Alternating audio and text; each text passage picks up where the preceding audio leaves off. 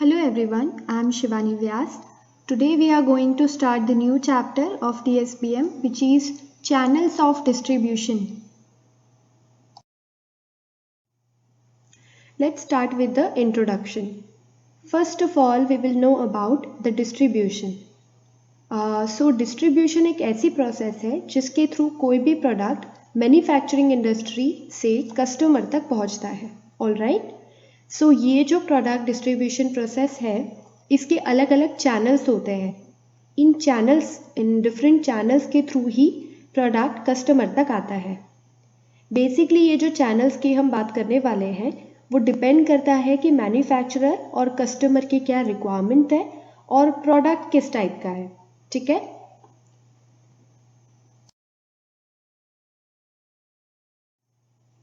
अभी ये जो डिस्ट्रीब्यूशन चैनल है इन्हें हम दो कैटेगरी में डिवाइड करते हैं.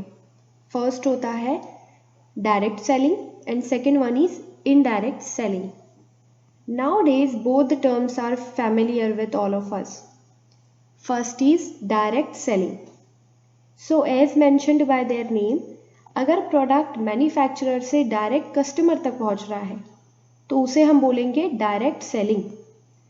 आपने बहुत सारे ऐसे नाम सुने होंगे इंडस्ट्री के जो डायरेक्ट अपने प्रोडक्ट कस्टमर तक पहुंचाते हैं, लाइक एमवे हो गया, ऑरिफ्लेम एक्सेट्रा. ये जो डायरेक्ट सेलिंग है इसमें मैन्युफैक्चरर और कस्टमर के बीच में कोई नहीं होता. कोई नहीं इन द सेंस कोई मिडिल मैन नहीं होता. कस्टमर डायरेक्ट मेल के थ्रू अपना ऑर्डर प्लेस करता है और मैन्युफैक्चरर उसको अपना प्रोडक्ट डायरेक्ट उसके एड्रेस पर भेज देते हैं. That is known as direct selling. In the case of indirect selling manufacturer और कस्टमर के बीच या वी कैन से इंटरमीडिएटरीज होते हैं जिनके थ्रू प्रोडक्ट फैक्ट्री और मैन्युफैक्चरर से कस्टमर तक पहुंचता है. So now we will see the types of middleman. So as you can see, manufacturer, retailer and customer. So यहाँ मैन्युफैक्चरर और कस्टमर के बीच में ये जो रिटेलर है that is a middleman. Next manufacturer, wholesaler, retailer and the customer. The wholesaler and retailer are the middleman. Next manufacturer, distributor, wholesaler, retailer and the customer.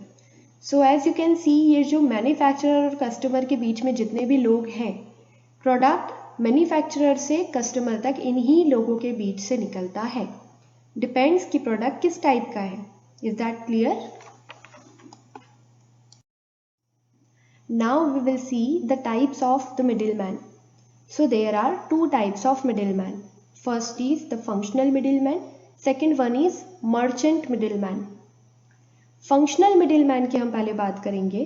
तो ये functional middleman वो लोग होते हैं जिन्हें मार्केटिंग के लिए कुछ फंक्शन परफॉर्म करने पड़ते हैं प्रोडक्ट को मैन्युफैक्चरर से कस्टमर तक पहुंचाने के लिए. ठीक है.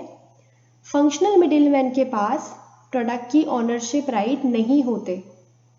ये एक इम्पॉर्टेंट डिफरेंस है फंक्शनल और मर्चेंट मिडिलमैन में. अभी ये जो फंक्शनल मिडिलमैन होते हैं इनके भी कुछ सब टाइप्स होते हैं, like brokers, commission agent, auctioneers and del credere agent. We will see this all sub type of middleman one by one. First brokers. So जो ब्रोकर्स हैं ये टर्म आपने कई बार सुना ही होगा, आई एम श्योर. ब्रोकर ये वो एजेंट होते हैं जिनके पास प्रोडक्ट की ऑनरशिप राइट नहीं होता. ये बस बायर और सेलर को साथ लाने का काम करते हैं. ये वो लोग होते हैं, ये लोग करते क्या हैं, बायर के रिक्वायरमेंट के बेसिस पर एक सूटेबल सेलर सर्च करते हैं. जब दोनों की रिक्वायरमेंट फुलफिल हो जाती है, जब दोनों ही अपने टर्म्स कंडीशन से एग्री कर जाते हैं तो डील हो जाती है और उस डील के बेसिस पर उस डील का कुछ कमीशन ब्रोकर को मिल जाता है. That's it. सेकेंड है कमीशन एजेंट. ये वो मिडिलमैन हैं जो सेलर से प्रोडक्ट लेकर कस्टमर तक पहुंचाते हैं. इस पर्पस के लिए इन्हें कई सारे फंक्शन परफॉर्म करने होते हैं, जैसे प्रोडक्ट की वेयर हाउसिंग करना, उन्हें अलग अलग कैटेगरी में डिवाइड करना, उन्हें पैक करना एक्सेट्रा।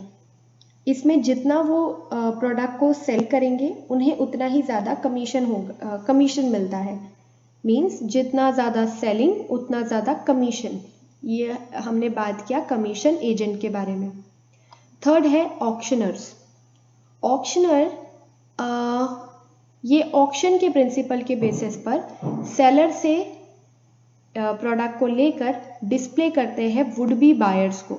ऑक्शन मीन्स नीलामी। आपने कई बार मूवीज़ में देखा होगा। करना क्या होता है इन्हें सेलर से प्रोडक्ट लेकर वुड बी बायर को डिस्प्ले करना होता है।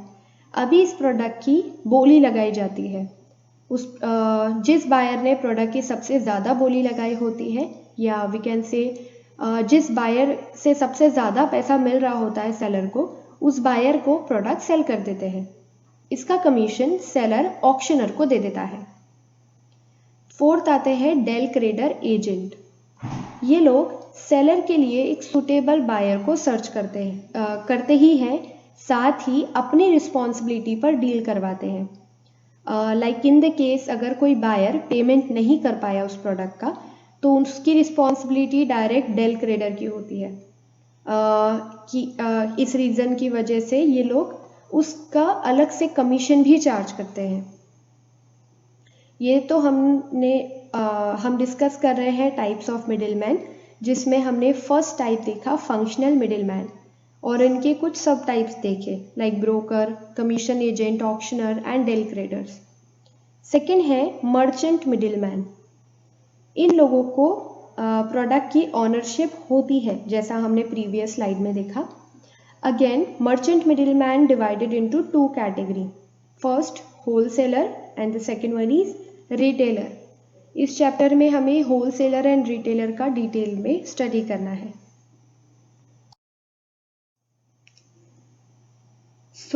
होलसेलर ये वो ट्रेडर होते हैं जो प्रोडक्ट को मैन्युफैक्चरर से बल्क में परचेस करते हैं, ठीक है, और सेल करते हैं रिटेलर को। They act as a middle man between manufacturer and the retailer. क्यों? बिकॉज मैन्युफैक्चरर से प्रोडक्ट लेकर रिटेलर को दे रहे हैं, इसलिए इन्हें मिडिल मैन बोलते हैं। वो होलसेलर जो फार्मास्यूटिकल प्रोडक्ट से डील करते हैं, इनके पास ड्रग लाइसेंस होना चाहिए। अगर होलसेलर एक ही कंपनी या एक ही मैन्युफैक्चरर के प्रोडक्ट परचेस कर रहा है और सेल कर रहा है, तो उसे हम बोलेंगे स्टॉकिस्ट, ठीक है, stockist. Next is the classification of wholesaler. So wholesaler again classified है तीन कैटेगरी में। First manufacturer wholesaler, second retailer wholesaler and the third wholesaler proper. First is the manufacturer wholesaler. Manufacturer wholesaler means ऐसे wholesaler जो अपने बनाए product को, अपने खुद के बनाए प्रोडक्ट को रिटेलर को सप्लाई करते हैं। उसके साथ ही किसी दूसरे मैन्युफैक्चरर के प्रोडक्ट को भी अगर रिटेलर को सप्लाई करें, तो ऐसे होलसेलर को हम बोलेंगे मैन्युफैक्चरर होलसेलर। सेकेंड आते हैं रिटेलर होलसेलर। रिटेलर होलसेलर क्या करते हैं? प्रोडक्ट को बल्क में मैन्युफैक्चरर से परचेस कर लेते हैं और उन्हें स्मॉल क्वांटिटी में डायरेक्ट कस्टमर को सप्लाई करते हैं उनकी खुद की शॉप से। क्योंकि ये होलसेलर, रिटेलर और होलसेलर दोनों के ही फंक्शन परफॉर्म करते हैं, इसलिए हम इन्हें बोलेंगे retailer wholesaler. Third one is the wholesaler proper. ऐसे होलसेलर जो बल्क में प्रोडक्ट को परचेस करे और बल्क में जो स्मॉल क्वांटिटी में रिटेलर को सप्लाई करे, दे जनरली फोकस और कॉन्सेंट्रेट ओनली ऑन प्रोडक्ट की परचेसिंग और प्रोडक्ट को सेल करना लार्ज क्वांटिटी में। ऐसे होलसेलर को हम डिस्ट्रीब्यूटर भी बोल सकते हैं। Next is the functions of wholesaler. Wholesaler को कई सारे फंक्शंस भी परफॉर्म करने होते हैं, जैसे फर्स्ट है असेंबलिंग। असेंबलिंग मीन्स होलसेलर का डिफरेंट मैन्युफैक्चरर से प्रोडक्ट परचेस करना और रिटेलर को स्मॉल क्वांटिटी में सेल करना। सेकेंड डिस्ट्रीब्यूशन मीन्स होलसेलर को प्रोडक्ट को रिटेलर को देना इज नोन एज डिस्ट्रीब्यूशन, अलग अलग ब्रॉड स्पेक्ट्रम में। थर्ड है warehousing. Warehousing means जो भी प्रोडक्ट होलसेलर डिफरेंट मैन्युफैक्चरर से परचेस कर रहा है उनका स्टॉक करना वेयर हाउस में। ये कब तक करना होता है? जब तक कि रिटेलर वो प्रोडक्ट को नहीं ले लेता। Third, transportation. ट्रांसपोर्टेशन मीन्स जो भी प्रोडक्ट होलसेलर से परचेस करता है और रिटेलर को देते हैं, उनका ट्रांसपोर्टेशन भी होलसेलर को ही करना होता है। Next, financing. होलसेलर रिटेलर को क्रेडिट फैसिलिटी भी प्रोवाइड करते हैं, जिससे रिटेलर प्रोडक्ट बल्क में परचेस कर सकता है और कुछ टाइम बाद उसका पेमेंट कर सकता है होलसेलर को। नेक्स्ट है रिस्क बियरिंग। सो क्योंकि होलसेलर प्रोडक्ट को बल्क में परचेस करते हैं प्रोडक्ट और उसका स्टॉक भी रखना होता है, so there are some chances, chance है कि प्रोडक्ट की डिमांड चेंज हो जाए कुछ टाइम बाद। लॉन्ग टर्म तक अगर प्रोडक्ट को स्टोर कर रहे हैं तो मे बी शायद प्रोडक्ट खराब हो जाए। So there are some chances. Next है grading and packaging. So basically wholesaler के पास अलग अलग मैन्युफैक्चरर के डिफरेंट क्वालिटी के प्रोडक्ट आते हैं, राइट? तो होलसेलर को ही उसे quality and price wise small lots में कन्वर्ट करना होता है। नेक्स्ट है मार्केट रिसर्च। इट मीन्स क्योंकि होलसेलर रिटेलर के डायरेक्ट कॉन्टैक्ट में आता है और रिटेलर कस्टमर के, सो कस्टमर की क्या नीड है, उसको क्या प्रोडक्ट चाहिए, प्रोडक्ट में उसको क्या किस पर्पस के लिए वो यूज़ कर रहा है, सो ये जो सारी इंफॉर्मेशन है ये रिटेलर से होलसेलर को और होलसेलर से मैन्युफैक्चरर तक जाती है। So yes, these are the functions which are have to be performed by the wholesaler. Next is retailer. So what is retailer? The retailer are the middleman between wholesaler and the customer. The retailer buy the product from the wholesaler. wholesaler से purchase करते हैं small quantity में और वही product वो sell कर देते हैं directly customer को। ऐसे रिटेलर जो फार्मास्यूटिकल प्रोडक्ट की ट्रेडिंग करते हैं, ट्रेडिंग मतलब प्रोडक्ट को परचेस करना और सेल करना, तो उन्हें बोलेंगे केमिस्ट और pharmacist. Now we will see the types of retailer. So it is divided into two category. First is itinerant retailer and the second one is fixed shop retailer. First है itinerant retailer. ऐसे retailers जिनकी fixed shop नहीं होती, वो लोग जो product cell करते हैं उसके लिए उन्हें अलग अलग जगह पर मूव करना होता है, जाना होता है, उनको बोलेंगे insurance. They are again classified into three types. First है हॉकर्स एंड पेडलर्स। ये रिटेलर अपने प्रोडक्ट को सेल करने के लिए रेसिडेंशियल एरिया में कस्टमर के घर घर जाकर प्रोडक्ट को सेल करते हैं। Generally they deal with the product like vegetables, fruits, toys, house hold का कुछ प्रोडक्ट एक्सेट्रा। सेकेंड है स्ट्रीट ट्रेडर। आपने देखा होगा कुछ ट्रेडर को जो अपनी प्रोडक्ट लेकर स्ट्रीट पर या रेलवे स्टेशन, बस स्टेशन, मंदिर के बाहर एक्सेट्रा, कुछ ट्रेडर ऐसे होते हैं। Such trader are known as street trader. Third है मार्केट ट्रेडर। ऐसे ट्रेडर जो अपने प्रोडक्ट को सेल करने के लिए एक जगह से दूसरी जगह जाते हैं। It may be weekly, monthly, और आपने देखा होगा किसी फेस्टिव टाइम पर जो मेले में कुछ ट्रेडर्स आते हैं।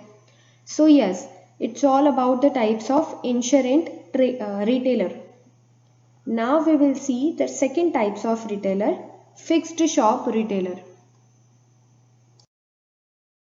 फर्स्ट हमने बात किया इंश्योरेंस शॉप की, सेकंड है fixed shop retailer.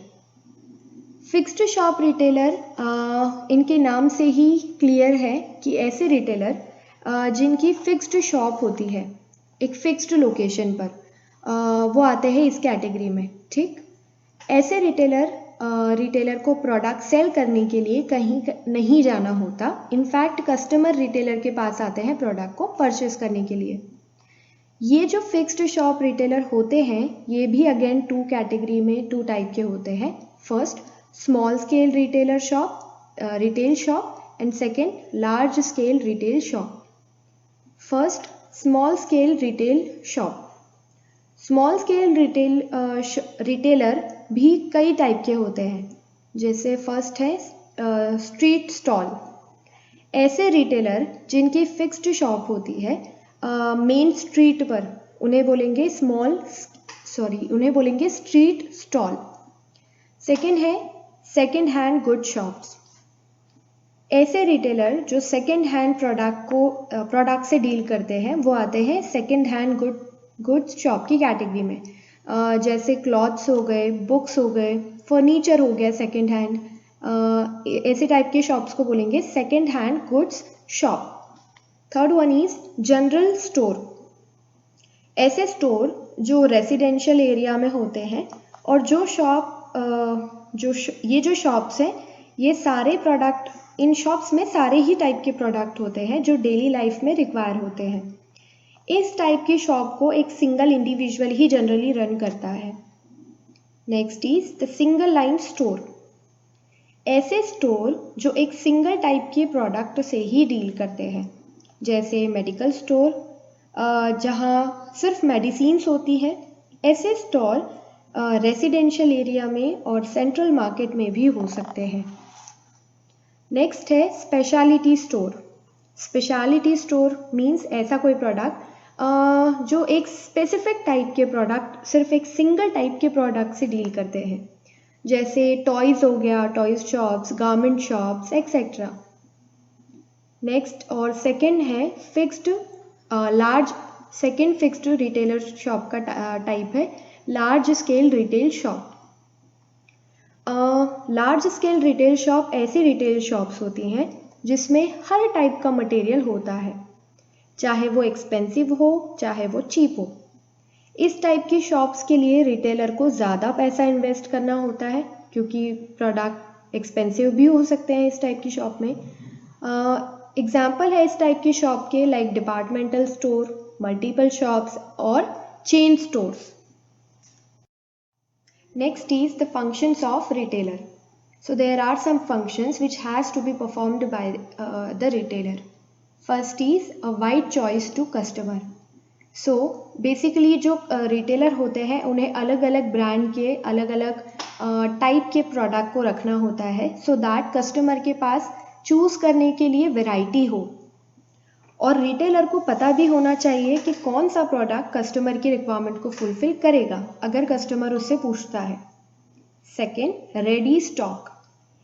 It means retailer को प्रोडक्ट का स्टॉक भी मेंटेन करना होता है सो दैट कस्टमर को जब भी प्रोडक्ट की रिक्वायरमेंट हो, जब भी उसे प्रोडक्ट चाहिए वो उसे रिटेल शॉप पर मिल जाए। Third, transport.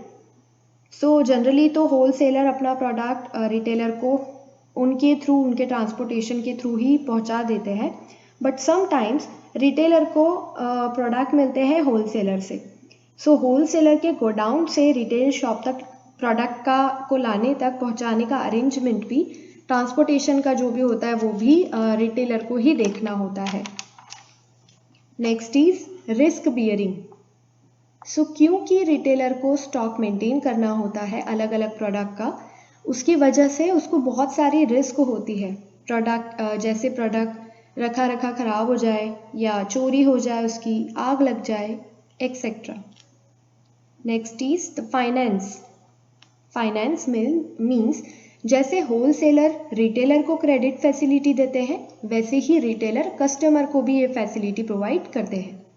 क्रेडिट फैसिलिटी मतलब आपने प्रोडक्ट आज परचेस कर लिया और उसका पेमेंट किया कुछ दिन बाद, जैसे हमारी कॉलोनी में होते हैं ना बहुत सारे retailers. Next, market research. So customer retailer के डायरेक्ट कांटेक्ट में होते हैं, सो इन्हें पता होता है कि कस्टमर को क्या चाहिए, कौन सा प्रोडक्ट डिमांड में है मार्केट में, एंड ऑल जितनी भी इंफॉर्मेशन है ये सारी इंफॉर्मेशन रिटेलर के पास होती है। ये जो इन्फॉर्मेशन है ये रिटेलर मैन्युफैक्चरर को देते हैं, होलसेलर को देते हैं, और होलसेलर ये सारी इन्फॉर्मेशन देते हैं मैन्युफैक्चरर को, जो उनका एक प्लस पॉइंट होता है जिसके अकॉर्डिंग वो अपना प्रोडक्शन कर सकते हैं। Next is sale promotion. Retailer कई प्रोडक्ट अपना विंडो डिस्प्ले में शो करके रखते हैं, जिससे होता क्या है कि कस्टमर अट्रैक्ट होते हैं और रिटेलर अच्छे ब्रांड के प्रोडक्ट, अच्छे मैन्युफैक्चरर के प्रोडक्ट उन्हें सजेस्ट कर सकते हैं। So these are some functions which has to be performed by the retailers.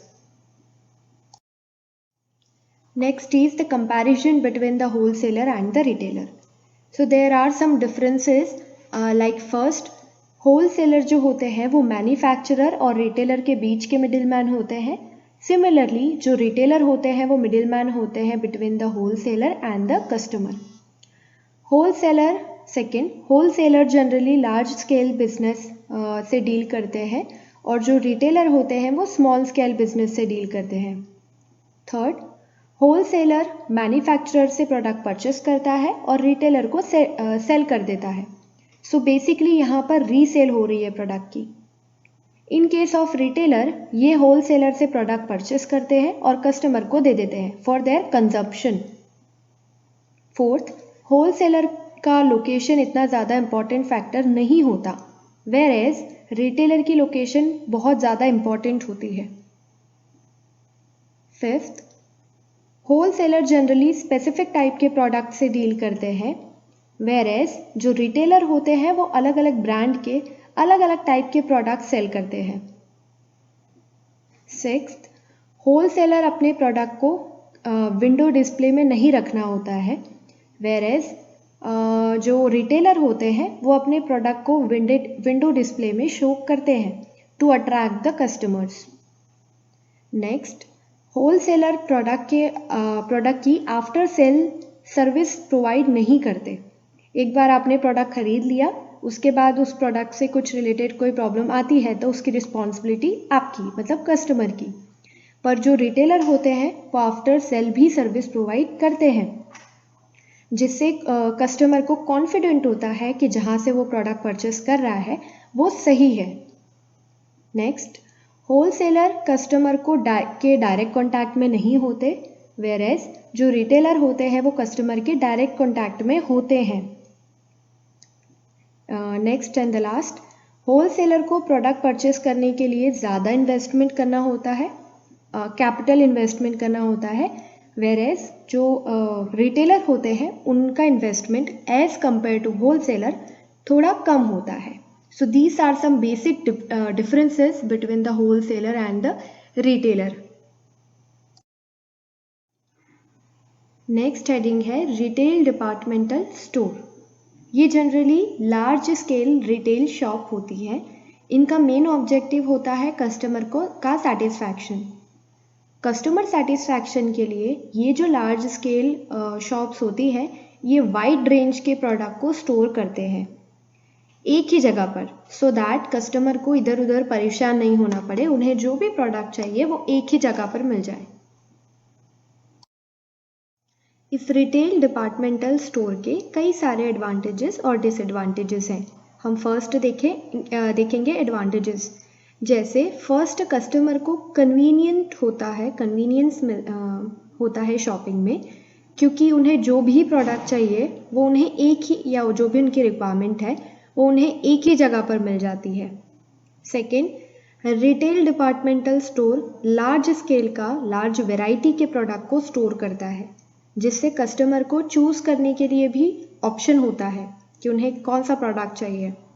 Third, generally retail departmental store central part में होता है, जिसकी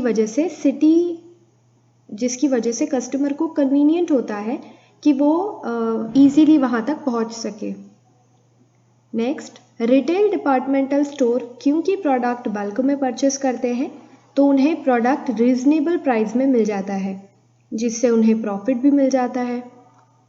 नेक्स्ट, रिटेल डिपार्टमेंटल स्टोर कई टाइप की फैसिलिटी भी प्रोवाइड करता है, जैसे टेलीफोन फैसिलिटी हो गया, फ्री होम डिलीवरी हो गया, एक्सेट्रा।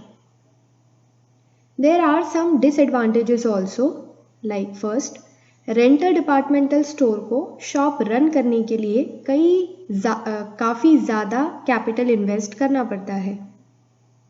सेकेंड, ये जो स्टोर होते हैं वो जनरली सेंट्रल पार्ट में होते हैं सिटी के, सो ऐसे लोग जो सिटी से थोड़ा दूर रह रहे हैं उन्हें वहाँ तक पहुँचने में प्रॉब्लम होती है।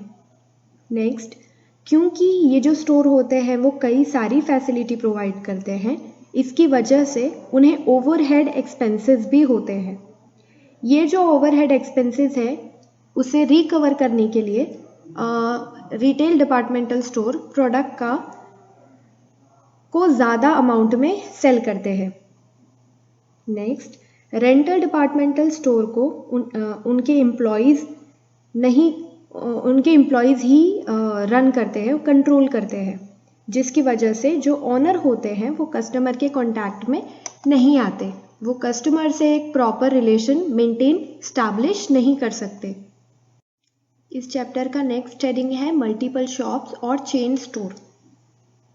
सो बेसिकली एक बिजनेस अपनी कई सारी ब्रांचेस भी ओपन कर सकता है अलग अलग लोकेशन पर, अलग अलग सिटी में या कंट्री के अलग अलग पार्ट में। इस टाइप की जो शॉप्स होती हैं उन्हें बोला जाता है मल्टीपल शॉप्स और चेन स्टोर। ये जो अलग अलग ब्रांचेस हैं उसको कंट्रोल करने का काम सिर्फ एक जो हेड या मेन जो ब्रांच होती है, जो मेन स्टोर होता है, वो करता है, सो दैट जितनी भी ब्रांचेस हैं वो सिमिलरली वर्क करे, रन हो। इसके कुछ एग्जाम्पल्स भी हैं, जैसे वेदांत, डाबर, हमदर्द, पतंजलि और कई सारे, रेमंड हो गया, मैकडोनल्ड एक्सेट्रा। इस सिस्टम के कई सारे एडवांटेजेस हैं, जैसे फर्स्ट, सारी ही ब्रांच में जो भी परचेसिंग होती है वो सेंट्रल ऑफिस करता है, और ये जो सेंट्रल ऑफिस प्रोडक्ट को बल्क में परचेस करता है उसकी वजह से होता क्या है कि प्रोडक्ट उन्हें कम में मिल जाता है, जो प्रॉफिट होगा उसकी वजह से। सेकेंड, हर ब्रांच में प्रोडक्ट सेम क्वालिटी का, सेम प्राइस का मिलता है, जिससे कस्टमर को कॉन्फिडेंट होता है कि वो जिस भी ब्रांच से प्रोडक्ट ले रहा है उसे प्रोडक्ट सेम प्राइस में सेम क्वालिटी का मिलेगा। नेक्स्ट, थर्ड, इसका एक और ये भी एडवांटेज है कि अगर उस ब्रांच में शॉर्टेज आ जाता है किसी प्रोडक्ट का तो वो उस प्रोडक्ट को किसी अदर ब्रांच से ईजीली ले सकता है। नेक्स्ट, ऐसे रिटेल डिपार्टमेंटल स्टोर की जितनी भी ब्रांचेस होती है उसमें सेम इंटीरियर, सेम डेकोरेशन होता है, जिसकी वजह से होता क्या है कि कस्टमर ईजिली आइडेंटिफाई कर सकता है। जैसे एग्जांपल के लिए आप मैकडी देख लो, मैकडोनल्ड, तो उसमें जो इंटीरियर होता है, जो एम होता है, जो जोकर होता है उस शॉप के बाहर, वो हर ब्रांच में देखने को मिलता है। नेक्स्ट, जनरली ऐसी शॉप्स में जो प्रोड्यूसर होते हैं वो डायरेक्ट कांटेक्ट में नहीं होते कस्टमर के, सो जो मिडिल मैन का प्रॉफिट होता है वो एलिमिनेट हो जाता है, और जो भी प्रॉफिट बचता है वो डायरेक्टली या तो प्रोड्यूसर को और कस्टमर को मिलता है। नेक्स्ट, इसके कुछ डिसएडवांटेजेस भी हैं, जैसे फर्स्ट, ऐसी शॉप्स जनरली लिमिटेड रेंज के प्रोडक्ट रखती है, जिससे कस्टमर को चूज़ करने के लिए ज़्यादा ऑप्शन नहीं मिल पाता। नेक्स्ट, इस सिस्टम का जो भी हेड ऑफिस होता है वो ब्रांच से कई दूर भी हो सकता है, इसकी वजह से ब्रांच को रन करने के लिए या उसका कंट्रोल अच्छे से इफ़ेक्टिवली नहीं किया जा सकता। नेक्स्ट, इस सिस्टम में मेन जो स्टाफ होता है उसको ज़्यादा फ्रीडम नहीं होती डिसीजन लेने की, ये सारी ब्रांच रन करने का, डिसीजन लेने का काम सेंट्रल हेड ऑफिस करता है। नेक्स्ट, इस सिस्टम में ऑनर कस्टमर के डायरेक्ट कांटेक्ट में नहीं होता, इसकी वजह से ऑर्गेनाइजेशन की सक्सेस डायरेक्टली डिपेंड करती है ब्रांच के मैनेजर पर। So these are some advantages and disadvantages of multiple shop और chain store system. Is the mail order business. इस सिस्टम में क्या होता है कि कस्टमर मैन्युफैक्चरर को मेल के थ्रू अपनी रिक्वेस्ट सेंड करता है कि उसको कौन सा प्रोडक्ट चाहिए। मैन्युफैक्चरर उस मेल के अकॉर्डिंग कस्टमर के रिक्वायरमेंट फुलफिल करने वाले जो भी प्रोडक्ट है उसका कैटलॉग, उसका प्राइस लिस्ट, उसका सर्कुलर जो भी है वो सारी इन्फॉर्मेशन कस्टमर को डायरेक्ट सेंड कर देता है। ये जो इन्फॉर्मेशन है ये डायरेक्ट कस्टमर और मैन्युफैक्चरर के बीच में सर्कुलेट होती है, जिससे मिडिल मैन का यहाँ पर कोई रोल नहीं होता। जो भी इन्फॉर्मेशन कस्टमर को ठीक लगती है या जो भी एड्रेस कस्टमर ने मैन्युफैक्चरर को दिया है उस इन्फॉर्मेशन के बेसिस पर मैन्युफैक्चरर कस्टमर की रिक्वायरमेंट की जो भी प्रोडक्ट है वो डायरेक्ट उसके एड्रेस पर सेंड कर देता है, जैसे हम जनरली ऑनलाइन शॉपिंग में करते हैं। ये जो मेल ऑर्डर बिजनेस है ये अगेन डिवाइडेड है 3 कैटेगरी में। First, manufacturer mail order house. इसमें जो भी मैन्युफैक्चरर है वो डायरेक्ट अपने प्रोडक्ट सेल करता है कस्टमर को, जिसमें कोई मिडिलमैन इन्वॉल्व नहीं होता। Second, departmental mail order business. इसमें क्या होता है कि डिपार्टमेंट होता है एक डिपार्टमेंटल स्टोर का, जो भी प्रोडक्ट का रिक्वायरमेंट है कस्टमर को, ये वो जो ऑर्डर है या वो जो मेल है वो डायरेक्टली उस डिपार्टमेंट में जाता है और उस डिपार्टमेंट से जाता है डिपार्टमेंटल स्टोर में और वो फिर डायरेक्टली कस्टमर को प्रोडक्ट सेंड कर देते हैं। Third one is the middle man mail order business. इसमें क्या होता है कि कस्टमर अपनी रिक्वायरमेंट के बेसिस पर मेल सेंड करते हैं जो भी बायर है सेलर है उनको। कुछ प्रोडक्ट वो होल सेलर या जो रिटेलर है उनसे परचेस करने के बाद कस्टमर को सेंड करते हैं, वो खुद अपने प्रोडक्ट मैन्युफैक्चर्ड प्रोडक्ट सेंड नहीं करते। That is known as the middle man mail order business. So basically इस सिस्टम के कई सारे एडवांटेजेस भी हैं, जैसे फर्स्ट, इस सिस्टम में जो ऑनर होता है, जो सेलर होता है, उसी किसी भी तरीके की शॉप, शोरूम की रिक्वायरमेंट नहीं होती, वो कहीं से भी बिजनेस रन कर सकता है। सेकेंड, रनिंग एक्सपेंसेस कम हो जाते हैं। क्यों कम हो जाते हैं? क्योंकि उसे फर्स्ट शोरूम की रिक्वायरमेंट नहीं होती, शॉप की रिक्वायरमेंट नहीं होती। सेकेंड, वहाँ पर काम करने के लिए जो एम्प्लॉयज़ रिक्वायर्ड होंगे वो भी नहीं लगते या बहुत कम नंबर में रिक्वायर्ड होते हैं। थर्ड, ये जो सिस्टम है ये उन कस्टमर के लिए जो शहर से बाहर हैं, रिमोट एरिया में रह रहे हैं, उन लोगों के लिए बहुत यूज़फुल हो जाता है, क्योंकि वो कहीं से भी बैठे बैठे ऑर्डर कर सकते हैं। नेक्स्ट, ये जो सिस्टम है इसमें डायरेक्टली कस्टमर मैन्युफैक्चरर से डील करता है, तो जो मिडिल मैन होते हैं और उनका जो बेनिफिट होता है, जो उनका प्रॉफिट होता है, वो यहाँ से रिमूव हो जाता है। नेक्स्ट, ऐसे बिजनेस या मेल ऑर्डर बिजनेस में जो सेलर होते हैं वो वाइड एरिया तक, बहुत सारे कस्टमर तक एक जगह से उनसे कांटेक्ट कर सकते हैं, अपने प्रोडक्ट ज़्यादा से ज़्यादा सेल कर सकते हैं। So these are some advantages of mail order business. Next is the disadvantages. First, ये जो बायर है जो प्रोडक्ट को ख़रीद रहे हैं, ये प्रोडक्ट को पहले यूज़ नहीं कर सकते जब तक कि वो उनके पास नहीं पहुंच जाता। मीन्स जैसे हम करते हैं होल सेलर या फिर रिटेलर के पास प्रोडक्ट को देख सकते हैं, उसे यूज़ कर सकते हैं, अप्लाई कर सकते हैं समटाइम्स, बट इस जो बिज़नेस है इसमें क्या कर सकते हैं कि जब तक प्रोडक्ट हमारे पास नहीं आता हम उसे नहीं देख सकते, एग्जामिन नहीं कर सकते। ये एक डिसएडवांटेज है इस सिस्टम का। नेक्स्ट है कि क्योंकि एक ही इसका कोई शोरूम नहीं है, शॉप नहीं है, तो जो ऑनर है उसको ज़्यादा से ज़्यादा लोग तक पहुंचने के लिए, कस्टमर तक पहुंचने के लिए अपने प्रोडक्ट का, अपने ब्रांड का एडवर्टाइजमेंट करना होता है। इस एडवर्टाइजमेंट से होता क्या है कि डायरेक्टली इनडायरेक्टली उसका जो ओवरहेड एक्सपेंसेस है या जो प्रोडक्ट का प्राइस है वो इंक्रीज हो जाता है। नेक्स्ट, इस सिस्टम में क्रेडिट फैसिलिटी कस्टमर को नहीं मिलती। कस्टमर जब भी ऑर्डर करेगा उसको उसके लिए पे करना होता है पहले। नेक्स्ट, ट्रांसपोर्टेशन का रिस्क इसमें हो सकता है। चांसेस हैं कि जो सेलर ने प्रोडक्ट भेजा है कस्टमर को वो ट्रांसपोर्टेशन में ख़राब हो जाए, टूट जाए। नेक्स्ट, अगर कस्टमर की कोई इंक्वायरी हो तो उसके लिए उसको अलग से टाइम वेस्ट करना होता है। उसे डील करने के लिए उसको अलग से टाइम देना होता है। नेक्स्ट, जो इलिटरेट कस्टमर्स हैं जो ऑर्डर प्लेस नहीं कर सकते ऑनलाइन या उनको ऑर्डर प्लेसिंग में या इंक्वायरी हो उससे प्रॉब्लम होती है, तो वो उस कस्टमर के लिए ये जो सिस्टम है ये बिल्कुल बेनिफिशियल नहीं है।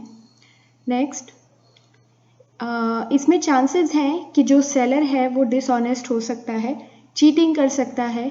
देखते हैं हम कई बार कि जो प्रोडक्ट शो किया जाता है वेबसाइट पर, हम जब उसको ऑर्डर करते हैं तो वो कोई दूसरा ही प्रोडक्ट मिलता है, या फिर जो मेंशन होती है उसकी क्वालिटीज़, उसकी क्वांटिटी, वो उसमें कुछ वेरिएशन आ सकता है।